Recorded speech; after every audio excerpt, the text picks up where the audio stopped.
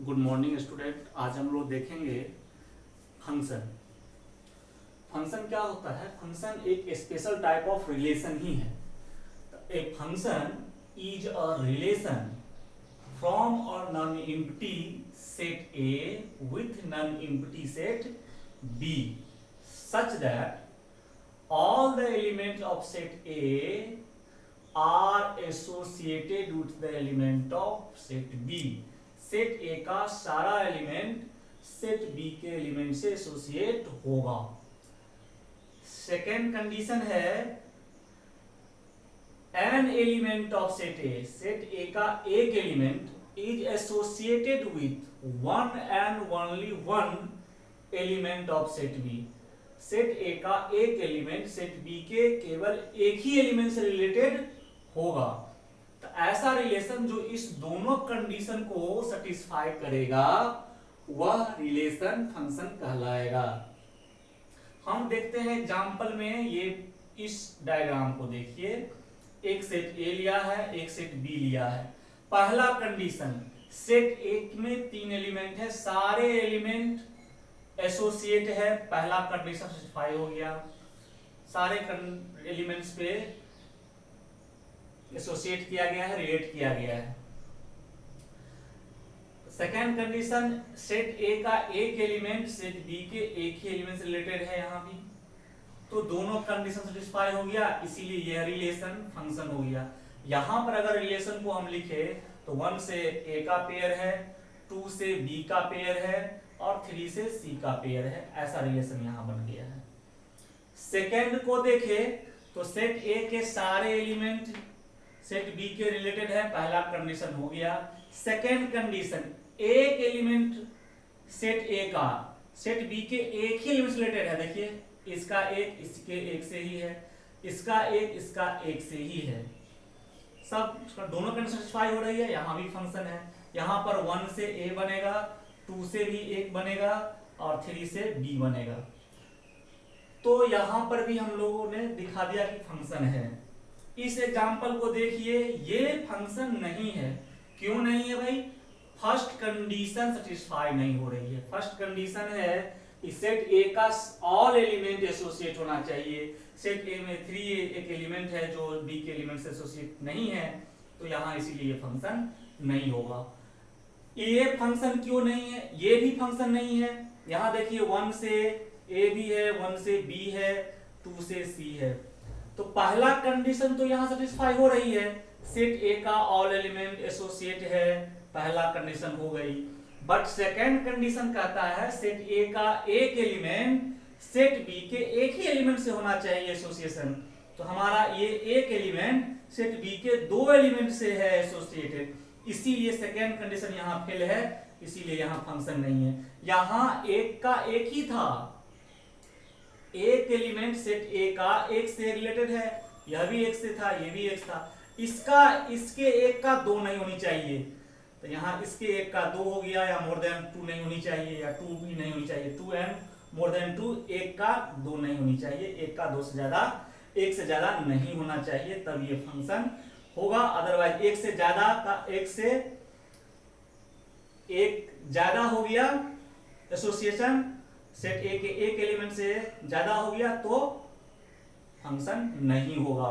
तो इस चीज में अगर मैं यहां रिलेशन लिखूं तो क्या हो गया? 1a 1b, अगर यहां से लिखे तो 2 से c, रिलेशन तो होगा हर जगह।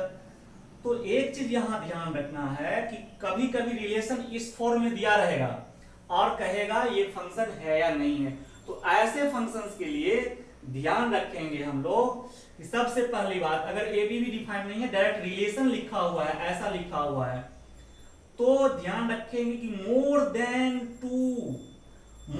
1 order pair which have same first component आ गया। मोर देन 1 ऑर्डर पेयर के पास अगर सेम फर्स्ट कंपोनेंट आ गया तो वो रिलेशन फंक्शन नहीं होगा। सेकेंड कंपोनेंट सेम रहे कोई फर्क नहीं पड़ेगा। देखिए यहां पर सेकेंड कंपोनेंट दोनों ऑर्डर पेयर में सेम है, फंक्शन होगा। लेकिन यहां पर फर्स्ट कंपोनेंट इस ऑर्डर पेयर में, इस ऑर्डर पेयर में ये फर्स्ट कंपोनेंट सेम है, इसीलिए ये फंक्शन नहीं होगा। तो नोट यहां पर है, relation is not a function if they have more than one order pair which has same first component, तो ये फंक्शन मेरा नहीं हुआ। तो कहने का मतलब कोई भी रिलेशन फंक्शन होगा उसके लिए ये दो कंडीशन सेटिस्फाइड होनी चाहिए। तो आगे हम लोग देखते हैं इस फंक्शन का डोमेन, रेंज, कोडोमेन।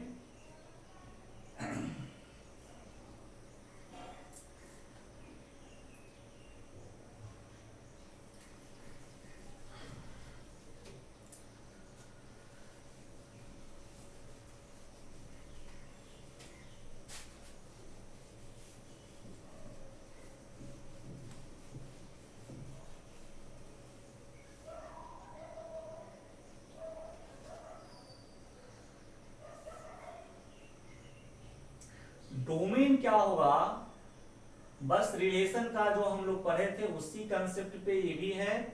डोमेन, अगर मेरा फंक्शन कोई डिफाइन है ए से बी में, then set A is called the domain. मान लेते हैं if F is function from A to B, short में लिखते हैं इसको, देन सेट ए जो होगा इज कॉल्ड, क्योंकि ए का सारे एलिमेंट से एसोसिएट होती है तो सब का सब फर्स्ट कंपोनेंट पे आने वाली है। तो रिलेशन का भी डोमेन होता था कि जो फर्स्ट कंपोनेंट पे आता था उसका कलेक्शन, इसीलिए set A is called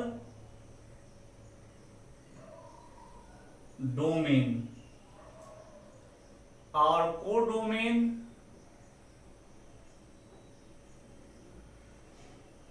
if F function है ए से बी पर, कोई मतलब फंक्शन डिफाइन है, then set B is called codomain. ये हो गया रेंज। अगर मेरे पास इफ एफ फंक्शन है हमारा A to B, then subsets of B, B का ऐसा subsets containing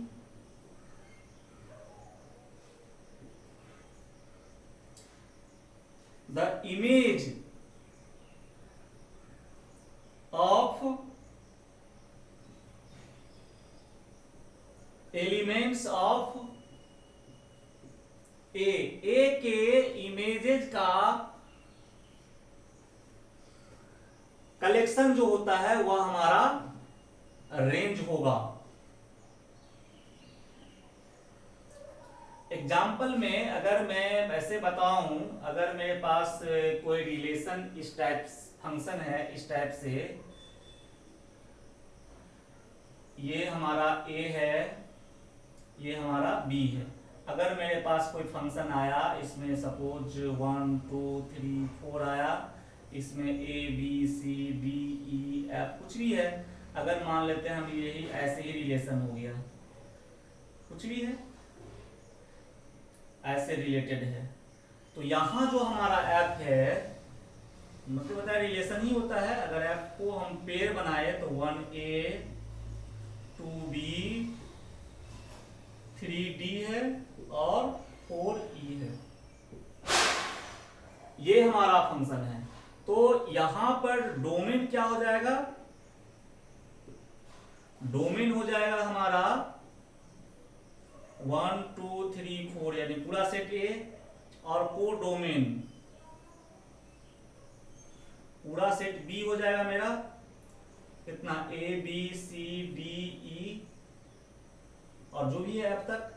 but range, range का मतलब हमने बताया कि इफ ए से बी में, then subset of B, B का सबसेट जो containing the image of element of A.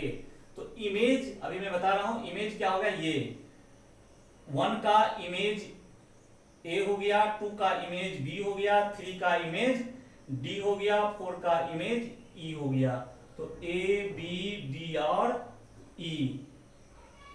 Image simple है, इमेज के बारे में थोड़ा आप लोग जान लीजिए कि अगर मेरे पास कोई फंक्शन है इफ सपोज x और y बिलोंग्स कर रहा है किसी f में, किसी रिलेशन में ये पेयर है, बिलोंग्स कर रहा है, सपोज यहां पर इस f में इसमें 1a बिलोंग्स कर रहा है, देन y इज, यहां जो सेकेंड पोजीशन पे है y is image of x, ये आप लोग ध्यान रखेंगे फर्स्ट। सेकेंड, y जो है x का इमेज कहलाएगा, and x is pre image of y, x y का प्री इमेज होगा और y जो है x का इमेज होगा। तो ये चीज आप लोग ध्यान रखेंगे इमेज और प्री इमेज के बारे में। तो ये था मेरा फंक्शन को रिलेटेड के बेस पे हम लोग कैसे डिफाइन करते हैं और फिर फंक्शन क्या होता है, उसका डोमेन, रेंज, कोडोमेन। कल हम आगे देखेंगे, नेक्स्ट वीडियो में हम लोग आगे देखेंगे इसके टाइप्स।